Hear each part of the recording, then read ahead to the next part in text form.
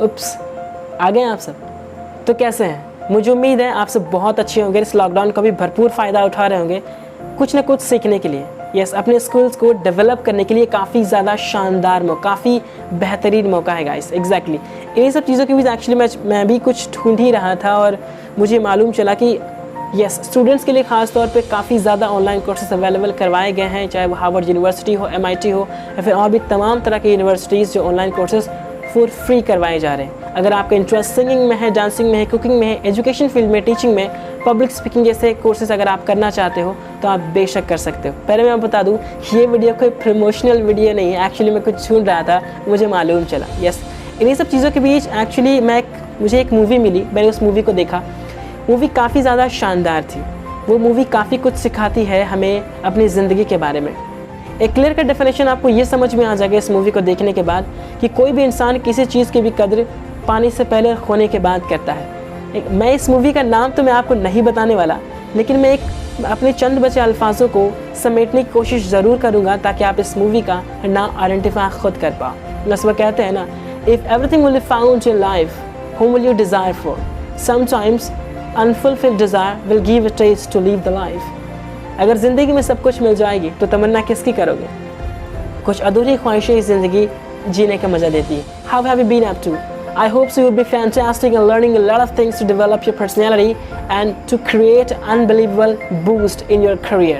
So it's a mentor, Ayan Sheikh, English language trainer and motivational speaker। और एक बार फिर मैं आप सबों का अपने इस अंजुमन में स्वागत करता हूँ, तहे दिल से इस्तकबाल करता हूँ। और आज की पाठशाला की शुरुआत में कुछ इस तरीके से करना चाहूँगा। मज़े की बात मैं आपको ये बता दूँ कि ये सेशन काफ़ी ज़्यादा इंटरेस्टिंग होने वाला है, सिर्फ इसलिए नहीं क्योंकि मैं बोल रहा हूँ, बल्कि इसलिए भी क्योंकि जिस तरीके से ढलते शाम के साथ सूरज बादलों के आगोशियों में खो जाता है, ठीक इसी तर्ज पे आप सब इस सेशन का लुत्फ़ उठाने वाले, इस सेशन में पूरी तरीके से खो जाने वाले। तो लफ्ज़ों को बिना ज़ाया करते हुए चलिए शुरू करते हैं। आज के एपिसोड का हमारा पहला इडियम है one horse town. It means small village और सिटी। यस, बेसिकली इस इडियम का इस्तेमाल हम लोग तब करते हैं जब हमें किसी छोटे गांव या कस्बे को एक्सप्रेस करना पड़ता है। तो चलिए इसे एग्जांपल के तहत सीखने की कोशिश करते हैं। For instance we can say that although he grew up in a one horse town yet he has completed his education in Delhi.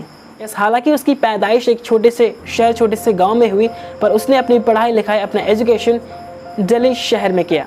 इस लिस्ट में नंबर 2 पे हमारा इडियम है two left feet. It means a terrible coordination in your movements. इस exactly अपनी skill में एक trouble coordination होना, एक कमाल का ग्रिप होना, एक पकड़ होना। फॉर इंस्टेंस मैं ऐसा समझा सकता हूँ कि बहुत सारे ऐसे टैलेंटेड लोग हैं हमारे दुनिया में, आपको बखूबी मालूम है। कोई रोलर स्केटिंग करता है, कोई आइस स्केटिंग करता है, राइट, कोई फुटबॉल में बहुत ही ज़्यादा बेहतरीन है। तो आप देखोगे कि जब फुटबॉल का मैच होता है उस ग्राउंड पे एक कोऑर्डिनेशन की ज़रूरत होती है, एक स्किल की ज़रूरत होती है। अगर कोई एक प्लेयर वहाँ पे मैच खेल रहा है तो उसी टाइम पे यस उसे बॉल को पास भी करना है, उसी रफ्तार में उसे आगे भी लेकर के जाना है, उसे ये चीज़ का ध्यान भी रखना होता है कि बॉल कहीं वो दूसरे प्लेयर को पास ना कर दे। यानी कि उसे कोऑर्डिनेशन ना सिर्फ वो अपने दिमाग से करता है बल्कि साथ साथ उसे दूसरे प्लेयर के साथ भी कोऑर्डिनेशन करना पड़ता है। ये कंडीशन नंबर 1। कंडीशन नंबर 2 ऐसा हो सकता है एक इंसान के पास खुद कोई स्किल है, वो स्किल में बहुत ही ज़्यादा माहिर है, मैं यूँ कहूँ तो उसे अपने स्किल में पूरी तरीके से महारत हासिल है। तो इस कंडीशन को एक्सप्रेस करने के लिए हम लोग यस टू लेफ्ट फीट का इस्तेमाल कर सकते हैं। फॉर इंस्टेंस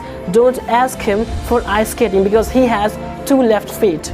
इसी फहरिस्त में हमारा अगला इडियम है two's company is 3 star. Specifically इस इडियम का इस्तेमाल उस कंडीशन को एक्सप्रेस करने के लिए किया जाता है जब दो लोग एक दूसरे के साथ बात कर रहे हैं और वो किसी तरीके से इंटरप्शन नहीं चाहते, लेकिन बेवजह आप वहाँ पे जाते हो और उन लोगों को इंटरप्ट करते हो, चाहे वो बातचीत कर रहे हैं, चाहे वो अपने क्वालिटी टाइम स्पेंड कर रहे हैं। Specifically this idiom is used for the couples when they are having their quality time together and they don't want any interruption from outside, right.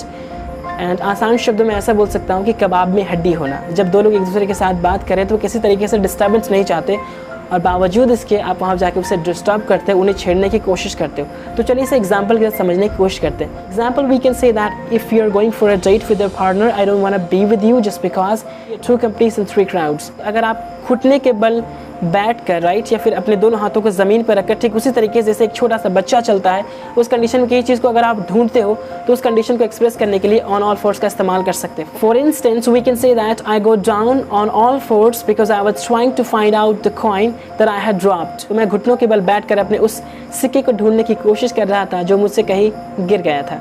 Hey, take 5 ये इडियम हमारे list पे 5वें number पे है और इसका इस्तेमाल आप ऐसे कर सकते हो जब आप लगातार लंबे समय से काम कर रहे हो और बीच में आपको रेस्ट लेना हो। जब कभी कहते हो ना चलो 5 मिनट का रेस्ट ले लो, यस टेक 5, तो उस कंडीशन को एक्सप्रेस करने के लिए टेक 5 का इस्तेमाल होता है।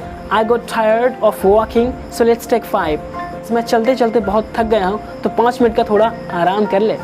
तो आज की महफिल पे हमारा अगला इडियम है एट सिक्स सेंस। बेसिकली इस इडियम का इस्तेमाल हम तब करते हैं जब हमें कन्फ्यूजन को एक्सप्रेस करना हो और वैसे समस्या को एक्सप्रेस करना जो हमारी समझ से पूरी तरीके से परे है। एग्जैक्टली तो फॉर इंस्टेंस मैं ऐसा कह सकता हूँ और government is at sixes and sevens over what to do next during lockdown. हमारी सरकार भी एक्चुअली बहुत ज़्यादा कंफ्यूज है, उसे ये भी मालूम नहीं कि वो अगला कौन सा कदम उठाए इस लॉकडाउन में।